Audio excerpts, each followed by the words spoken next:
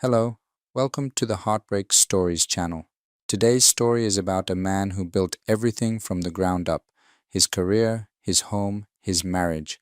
What makes this story different is not just the betrayal, but who was behind it and how far that went. I fired him for being a snake. 2 years later, he had his hands all over my wife like I didn't exist. That was his first mistake. His second was thinking I'd walk away quietly. I don't walk away. I document, I plan, and I make sure every lie has a price tag attached to it. My name is Clayton Merritt.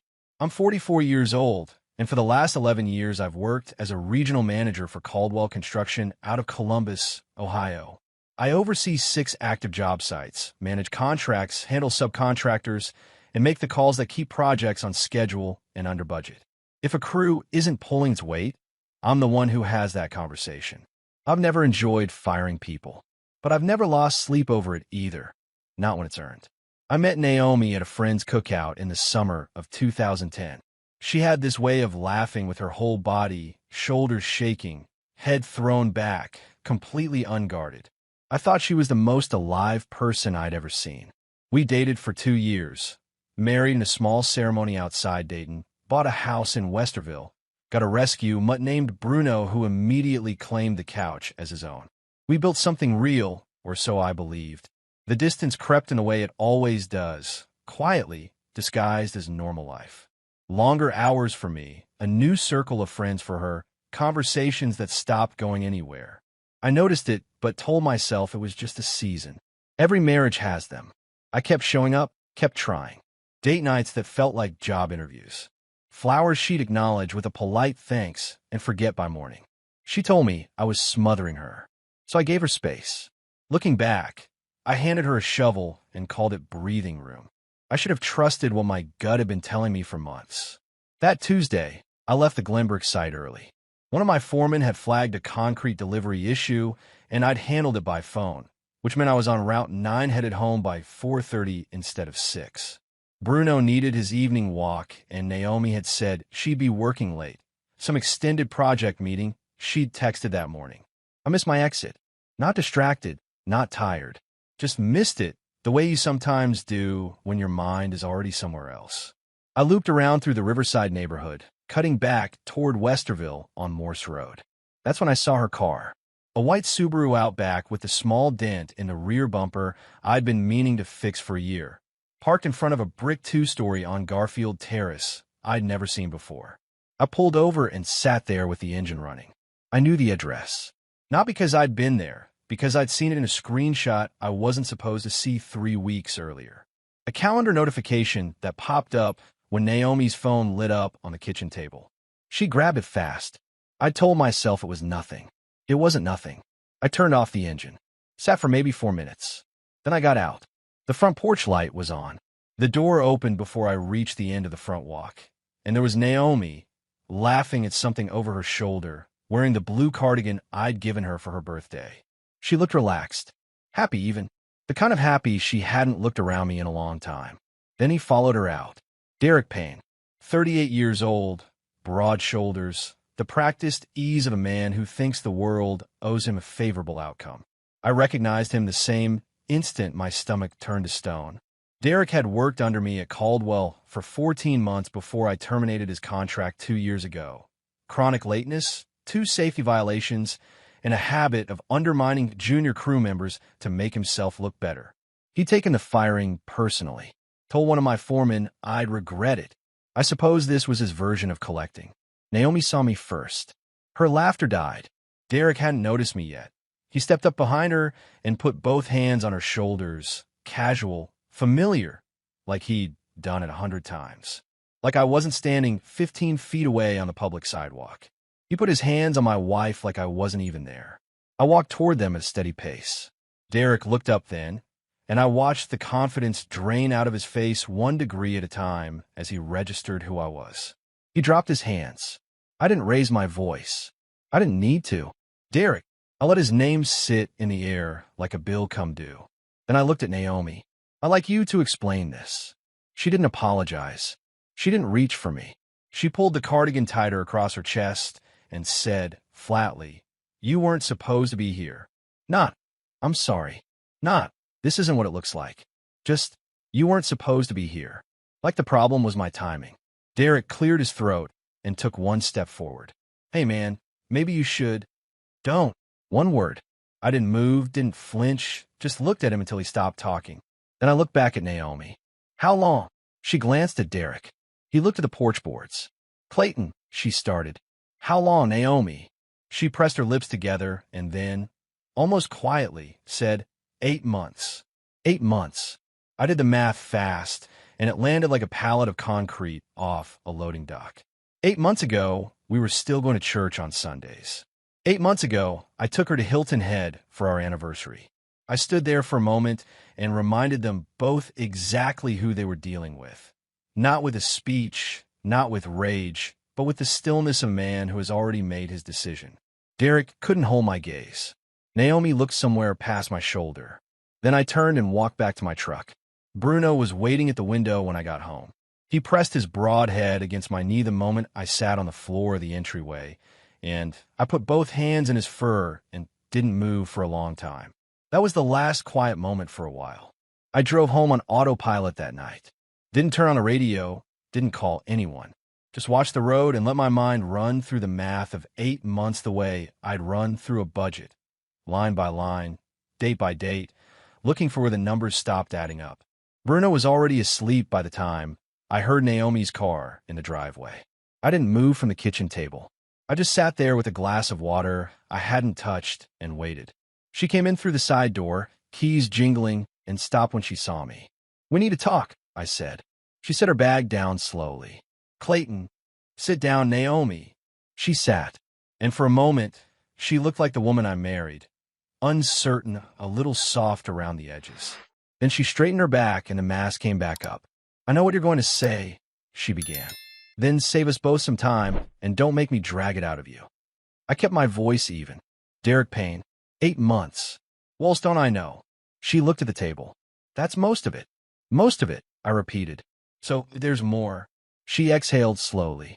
It started before the summer. It wasn't planned, it just... Don't. I held up one hand. Don't tell me it just happened. Parking your car at his house doesn't just happen. Wearing my gift to his porch doesn't just happen. That landed. She glanced down at the cardigan, and for the first time something close to shame moved across her face. You knew who he was? I pressed. You knew I fired him. You knew exactly what kind of man he is. She didn't answer right away. When she did, her voice was quieter. He was different with me. I almost laughed. He got fired for cutting corners on a job site and intimidating the guys under him.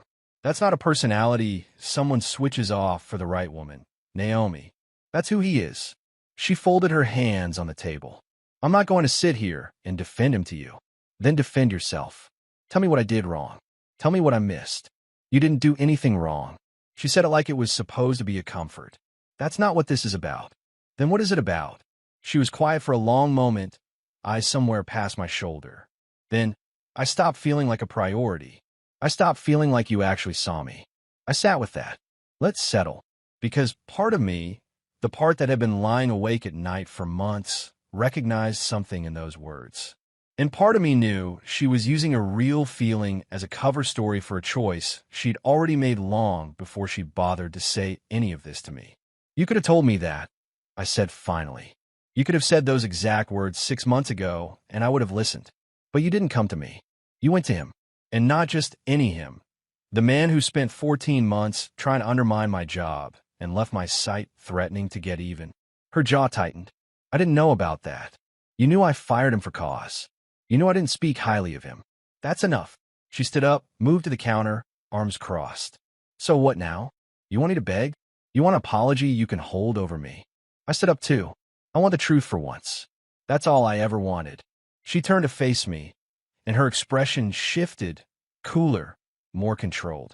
The version of Naomi that knew how to manage a room. The truth is this marriage stopped working a long time ago. I didn't handle it right. I know that. But you need to accept that we're not the same people who got married and dating. No, I agreed quietly. We're not. Because one of us changed without telling the other. She didn't have an answer for that. I walked to the back door and let Bruno out into the yard. Stood on the deck and watched him nose around the edge of the fence in the dark. The air smelled like cut grass and coming rain. Behind me, I heard Naomi go upstairs. No more words, no more attempts.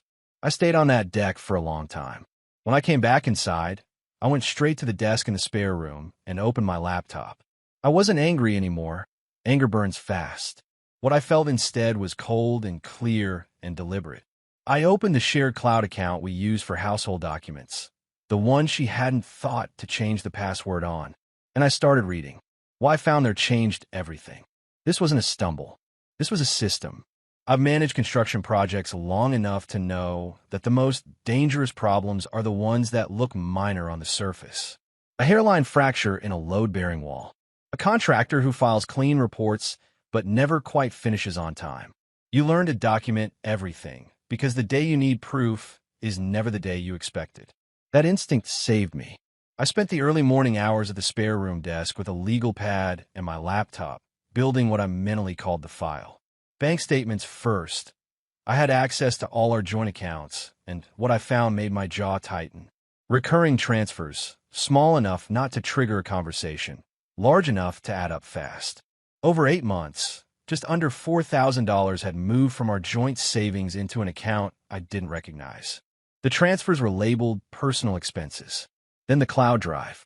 Naomi used it for everything. Grocery lists, home warranty documents, her sister's birthday reminders. She'd also used it, apparently, to store a folder she'd named Client Notes, which contained no clients and no notes. What it did contain were screenshots of text conversations, hotel confirmations, and a shared Google Calendar that wasn't our shared Google Calendar. I photographed every screen with my phone. Then I emailed the most critical files to a separate account I created that morning using a name she wouldn't recognize. At 6:15, I heard her moving around upstairs. I closed the laptop and made coffee. When she came downstairs, I was standing at the counter with a mug, already dressed. She slowed when she saw me. "You sleep at all?" "Enough," I replied. "Sit down. I have a few more questions." She poured herself coffee and sat at the table, watching me carefully. I could see her measuring the room the way she always did before a difficult conversation, deciding how much to give, how much to hold back.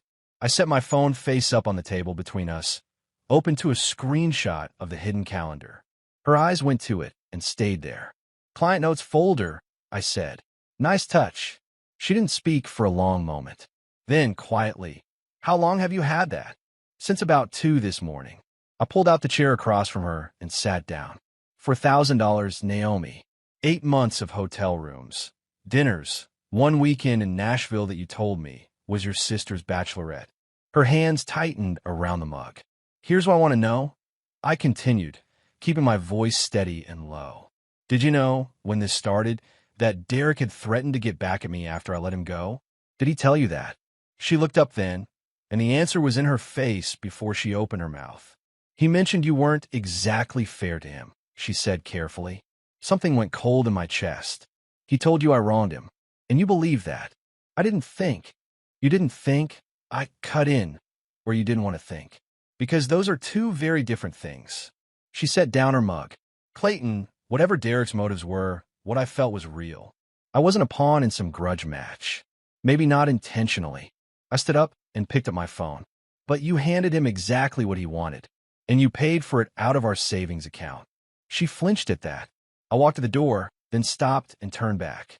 "I'm going to ask you one more time, and I want a straight answer. Is there anything else I don't know? Any other accounts? Any other arrangements I'm going to find when I keep looking?" She was quiet for several seconds. "Then, no." I nodded once. "Good, because I'm going to keep looking."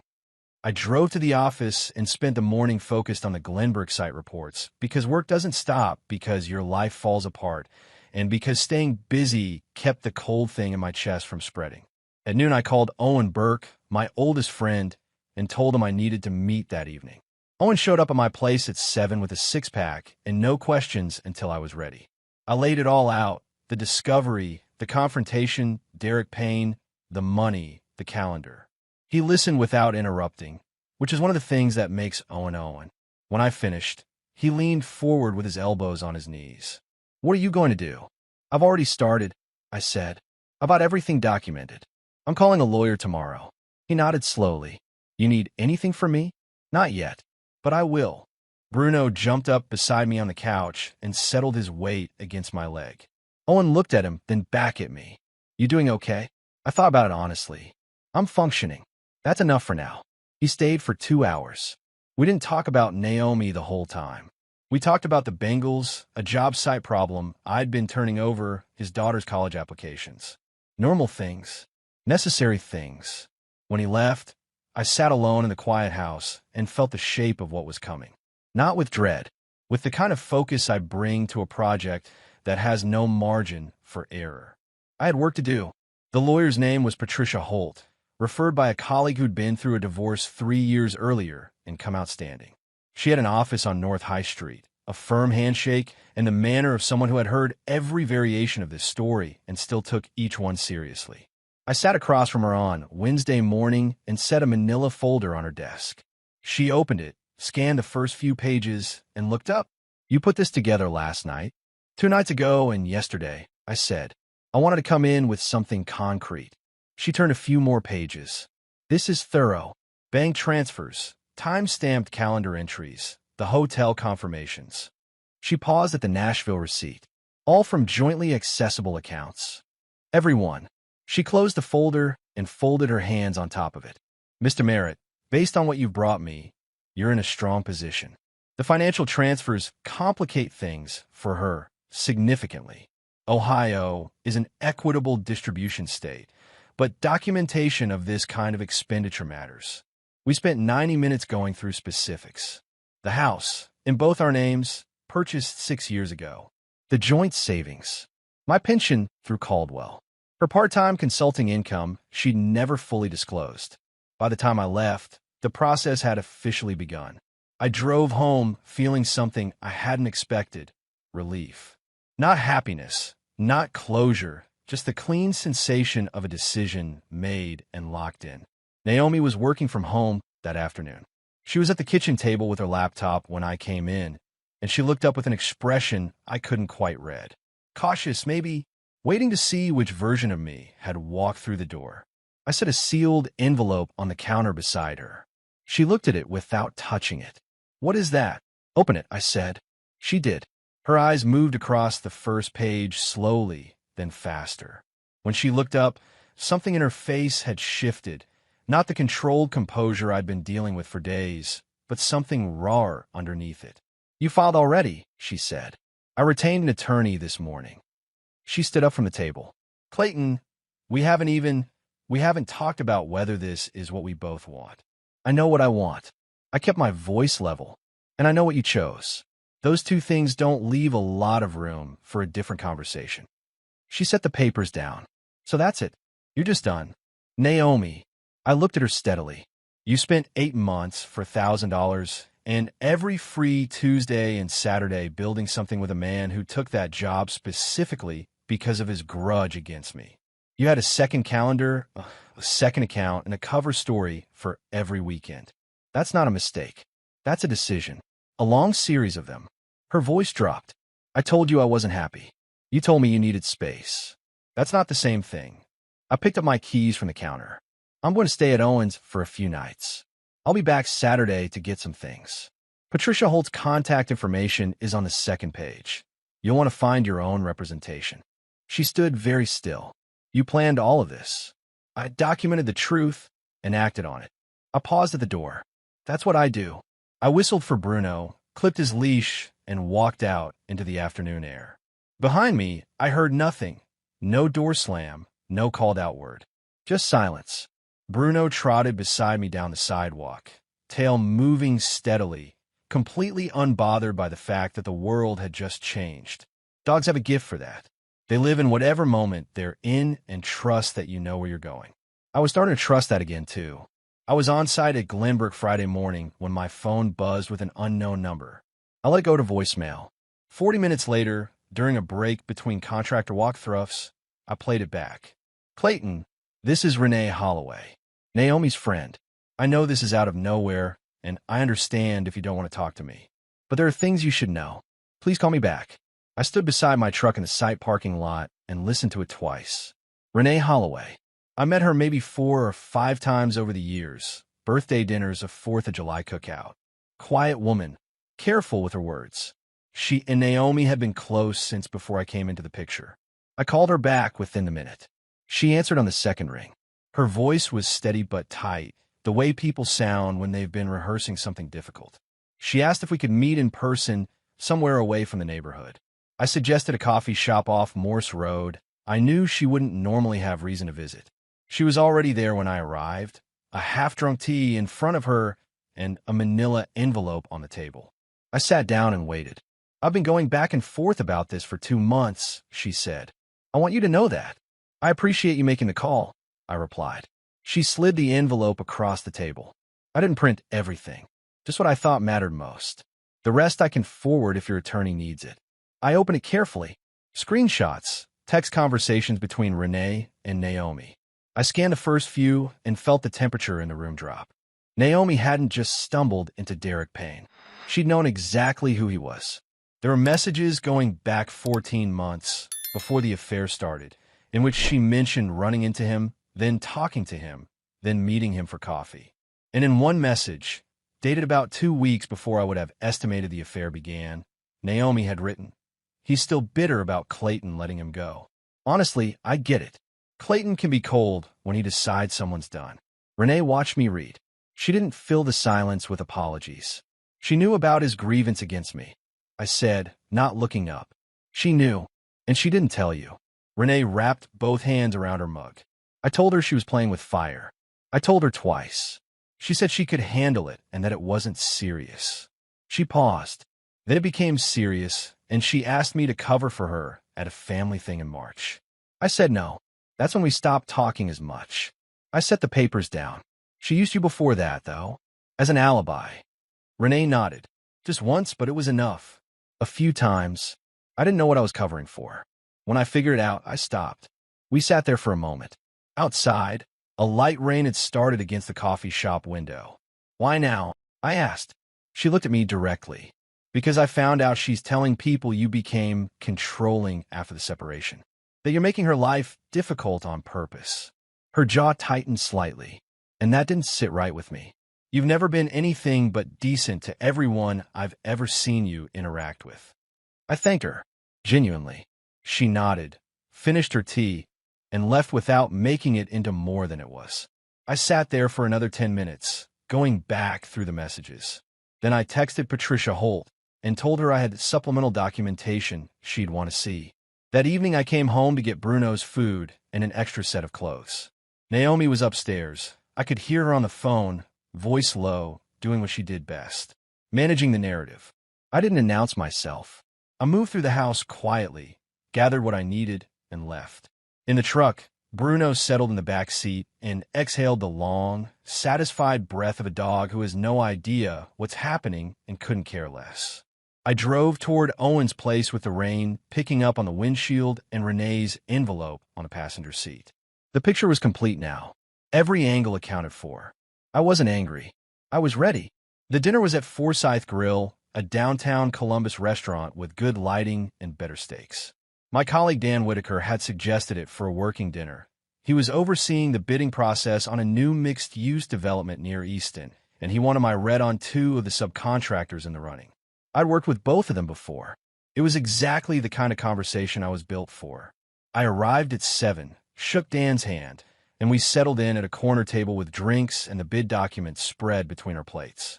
The restaurant was maybe 2/3 full, ambient noise low enough to talk business without raising our voices.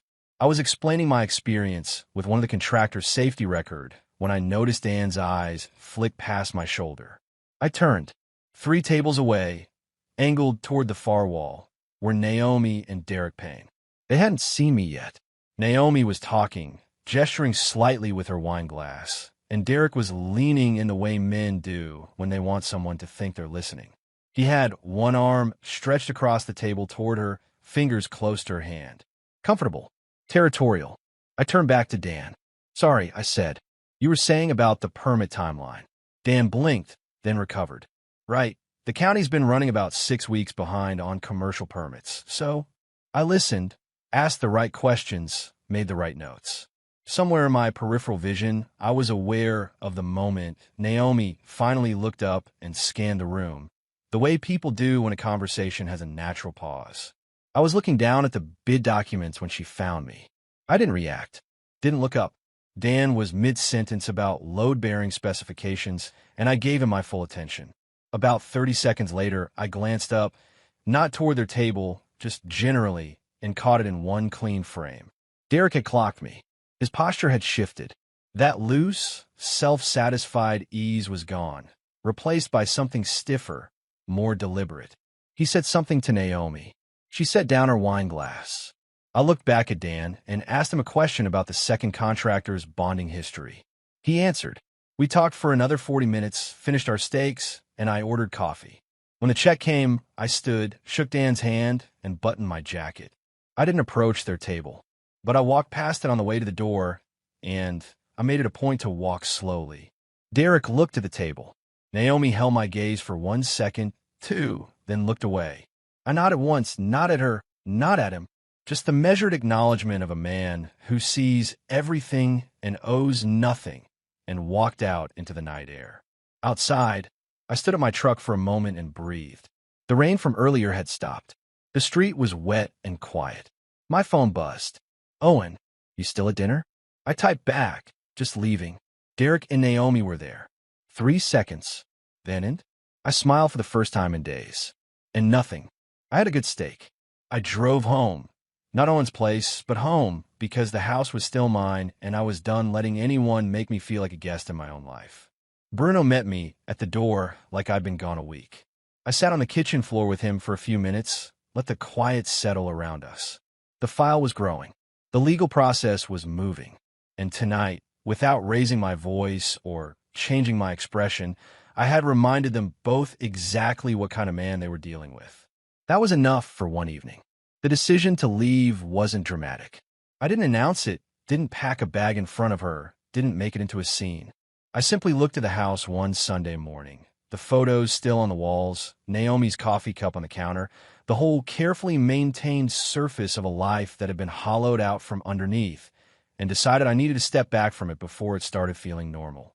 I loaded Bruno into the truck, threw a duffel bag in the back seat, and drove north. I had a friend from an old job site who owned a fishing cabin outside Sunbury, about 40 minutes from Columbus. He'd offered it to me more than once over the years, said the key was under the mat whenever I needed it. I'd never taken him up on it. I texted him Sunday morning, and he replied in under a minute. It's yours. Stay as long as you want.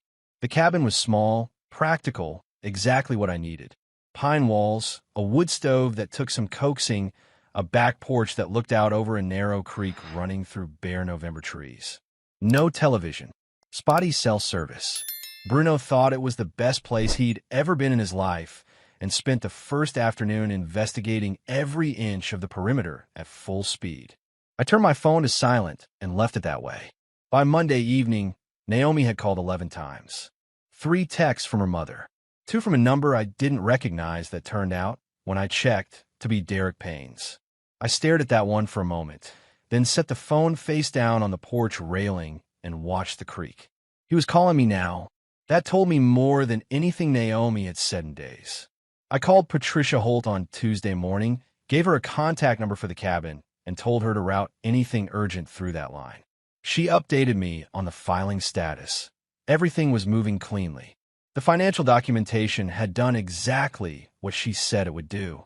Naomi's attorney had responded.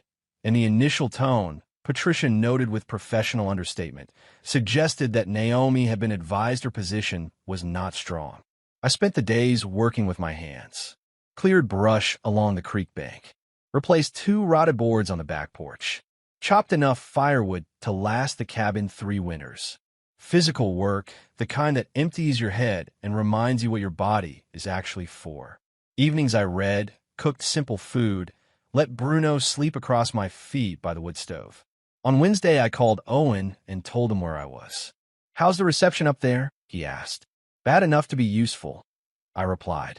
He laughed. Naomi called me, by the way, yesterday. Said she was worried about you.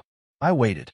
I told her you were handling things in your own way and that she should let the attorneys do their jobs. He paused. She didn't love that answer.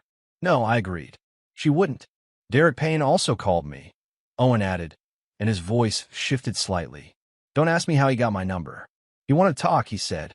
I told him I had nothing to say to him, and that if he contacted me again, I'd consider it harassment. Something settled in my chest, a quiet, solid satisfaction. Good. Clayton. Owen's tone was serious now.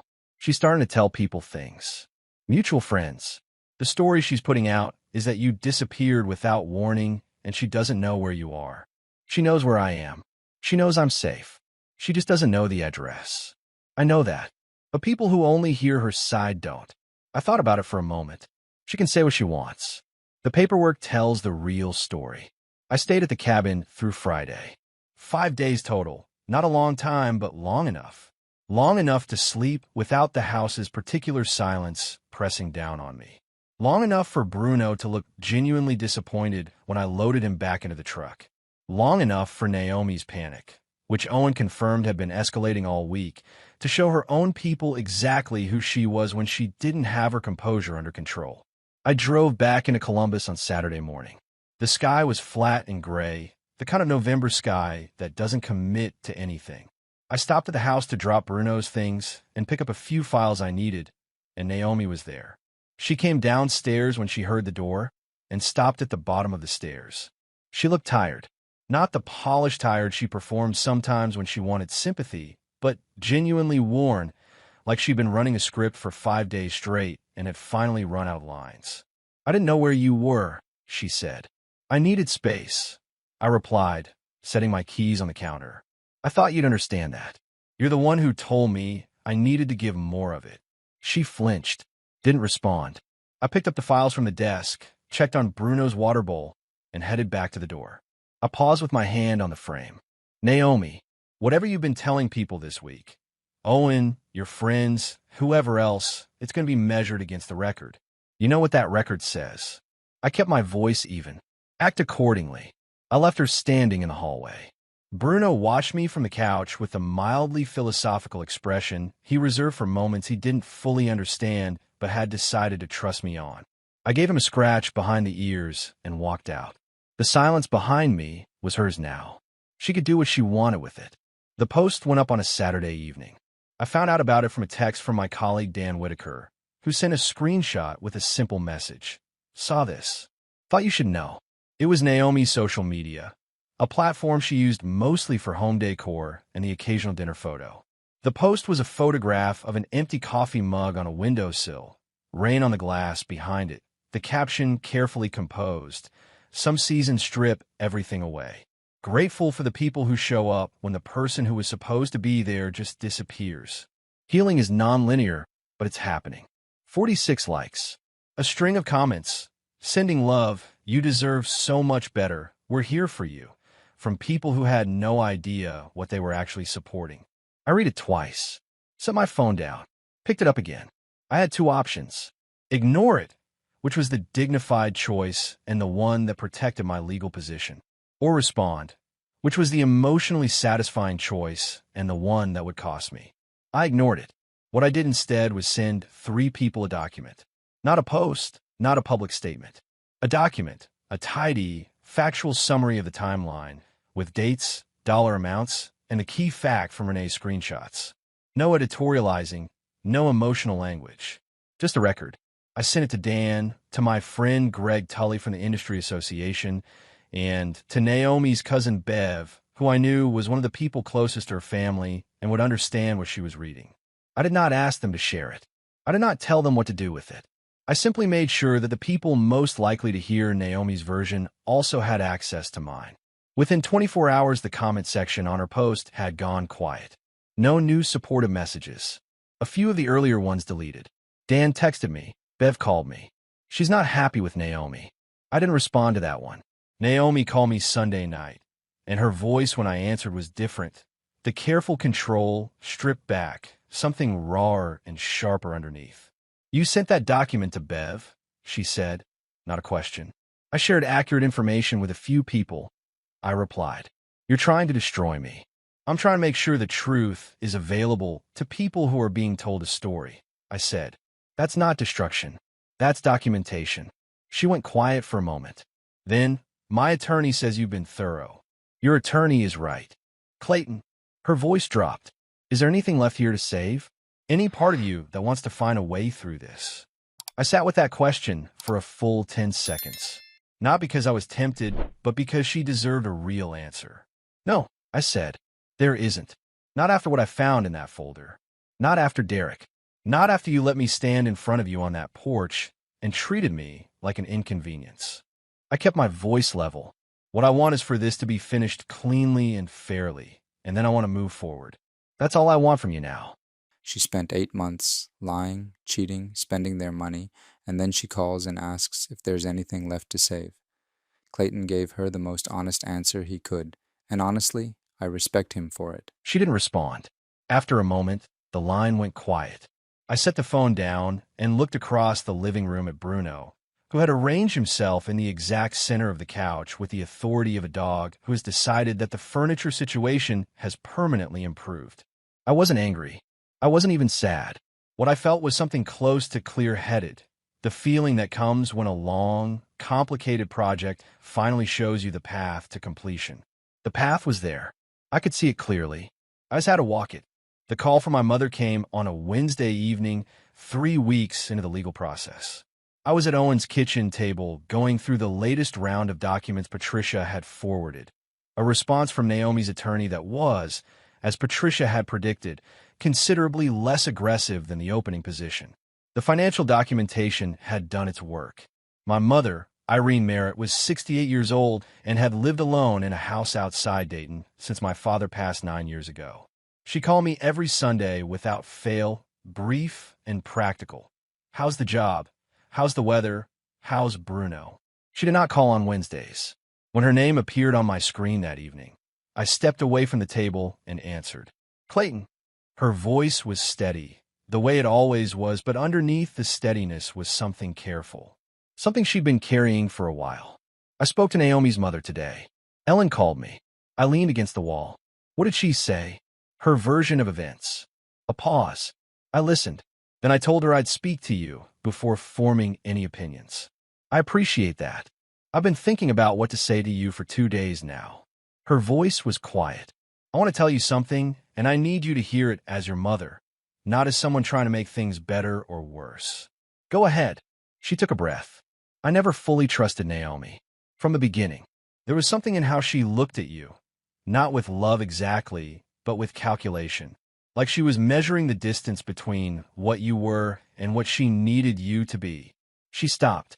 I never said anything because you were happy or you seemed happy, and it wasn't my place to plant seeds of doubt in a marriage I hoped I was wrong about. Her voice tightened slightly. I was not wrong, and I'm sorry I stayed quiet. I stood there for a long moment and let that land. Mom, my voice came out lower than I intended. You have nothing to apologize for. I do, she said firmly. You're my son. I saw something, and I said nothing. I don't get to feel clean about that. You're telling me now. Now, it doesn't do much for the last 11 years. It does something for the next 40, I said. She was quiet for a moment. Then I heard her exhale, a long, slow breath, like she'd been holding it for a very long time. You sound like your father when you say things like that. I smiled. Couldn't help it. How is that? Infuriatingly reasonable. A pause, and I could hear the thin edge of a smile in her voice. Are you eating properly up there? Bruno and I are managing fine. That dog eats better than you do, and we both know it. She paused again. Clayton, come home for Thanksgiving. Bring Bruno. I'll make the turkey, and you can fix that gutter on the back of the house that's been pulling away from the eaves since September. I laughed for the first time in what felt like weeks. A real laugh, the kind that comes from somewhere uncomplicated. Deal. We talked for another 20 minutes, about nothing important, about everything necessary. When I hung up, Owen was standing in the kitchen doorway with 2 bottles of beer, having had the good sense to stay out of earshot. He handed me one. Good call. Yeah, I said. Good call. The following week, Patricia informed me that Naomi's attorney had accepted the revised settlement terms. The house stayed mine. The joint savings were divided per the documentation of her unauthorized transfers, meaning her share reflected the amount she'd already removed. Her consulting income had been formally disclosed. The process which Naomi had initially positioned as something she would contest vigorously, had deflated with the quiet efficiency of a structure that had lost its load-bearing wall. I signed the final documents on a Thursday morning in Patricia's office. Clear sky outside, the first cold snap of the season frosting the window glass. Patricia slid the papers across her desk one by one, and I signed each with the same pen, unhurried. When it was done, she looked at me with something like professional satisfaction. "You handled this well," she said. "Most people don't come in organized. Most people come in with feelings. You came in with a file." "I manage construction projects," I said. "Everything gets documented." She smiled. "Keep that habit." I walked out of her building and stood on North High Street for a moment, hands in my jacket pockets, the cold air sharp against my face. Bruno was at Owen's. Thanksgiving was 4 days away. The house was mine, legally and completely, and I had a gutter to fix in Dayton. I wasn't celebrating. There was nothing to celebrate in the wreckage of 11 years. But there was something to acknowledge, a foundation cleared of everything false, ready for whatever came next. I drove home and took Bruno for a long run through the neighborhood. He was, as always, completely delighted by this. For months after the papers were signed, I repainted the living room. Not because the old color was wrong, but because I needed the room to be mine in a way that went beyond the deed. I chose a deep gray-green, the color of the Ohio River on a cloudy afternoon, and I spent a Saturday doing it myself. Tape drop cloth, 2 coats, the radio on low. Bruno supervised from his spot by the window with the focused concern of a foreman who has doubts about the crew. The photos came down before the first coat went on. Not thrown away. I'm not built for theatrics, but boxed and put in the attic because they belonged to a version of the house that no longer existed, and I wasn't going to paper over them with new paint. I bought 2 new pieces of art from a local market in the short north, abstract landscapes. Things I chose because I liked them and for no other reason. Derek Payne, as it turned out, did not get what he came for. Owen told me in January that Derek and Naomi had ended things, apparently within 6 weeks of everything becoming public. Owen had heard it through a mutual acquaintance who knew someone in Naomi's circle. The story, as it filtered back to me, was that once the glamour of the arrangement dissolved and the legal and social consequences became real, Derek had found the situation considerably less satisfying than whatever revenge fantasy had driven him to it. He'd moved on. Naomi was left with the consequences of her choices and a man who'd used her as a vehicle for a grudge the same way she'd used me as a safety net. I didn't feel satisfaction at that. What I felt was something closer to clarity, the confirmation of what I'd understood the moment I recognized him on that porch. He was never in it for her, and she'd never been honest enough with herself to see it. Naomi had moved to an apartment in a different part of Columbus. Mutual friends reported that she was keeping to herself. I didn't track it closely. She had made her choices and was living with them, which was as it should be. Renee Holloway reached out in February with a brief text. She hoped I was doing well, said she was glad she'd made the call. I thanked her. That was the extent of it. I drove to Dayton for Thanksgiving and Christmas both. Fixed the gutter in November, replaced a section of fence in December. Had 2 long evenings with my mother in her kitchen that felt like the best conversations we'd had in years. She fed Bruno more scraps than she'd ever admit to and pretended not to notice when he slept on the good couch. At work, the Easton mixed-use project came through. I was brought on as construction manager for the commercial build-out, the biggest project Caldwell had given me in years. I was on site every morning by 7, moving through the work with the particular energy that comes when your professional life and your internal life are finally pulling in the same direction. I started running again in March. Long routes through Westerville before sunrise. Just me and the empty streets and whatever was left to process. By April, I was running 5 days a week. I'd lost 12 pounds and slept like I hadn't since my 30s. Owen and I had our usual Thursday drinks. He'd started seeing someone, a woman he'd met through a friend of a friend, and he had the particular sheepishness of a man who doesn't quite know how to be happy without apologizing for it. I told him to stop apologizing. He told me I sounded like a therapist. We argued about the Bengals and had another round. Normal things. Necessary things. One evening in late April, I came home from a long site day, fed Bruno, showered, and walked past the hallway mirror on the way to the kitchen. I stopped. I looked at the man in the mirror for a moment. Older than he was a year ago. A little harder around the jaw, a little steadier in the eyes. Not the man who'd stood on a porch in October with 8 months of lies detonating quietly in his chest. Something different. Something that had come through the fire and found its footing on the other side. I wasn't where I thought I'd be at 44, but I was somewhere real. Bruno appeared at my side, leaned his full weight against my leg, and looked at our reflections with the benign authority of a dog who has decided everything is basically fine. I reached down and scratched his ear. He was right. It basically was. Clayton didn't explode, didn't beg, didn't fall apart. He did something harder. He stayed calm, stayed focused, and let the truth do the work for him. And in the end, the truth was enough. If there's one thing this story teaches us, it's that real strength isn't about how loud you can fight back. It's about knowing your worth and refusing to negotiate it away. Thank you for listening. Take care of yourselves, and I'll see you in the next one.